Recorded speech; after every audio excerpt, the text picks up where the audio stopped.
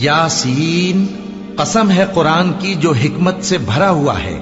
ए मोहम्मद सल्लल्लाहु अलैहि वसल्लम, बेशक तुम पैगंबरों में से हो, सीधे रास्ते पर हो।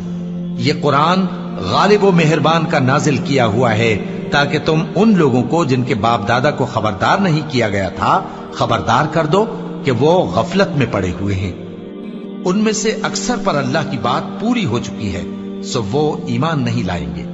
हमने उनकी गर्दनों में तौक डाल रखे हैं और वो ठोड़ियों तक फंसे हुए हैं, तो उनकी गर्दनें अकड़ी हुई हैं, और हमने उनके आगे भी दीवार बना दी और उनके पीछे भी, फिर उन पर पर्दा डाल दिया तो ये देख नहीं सकते।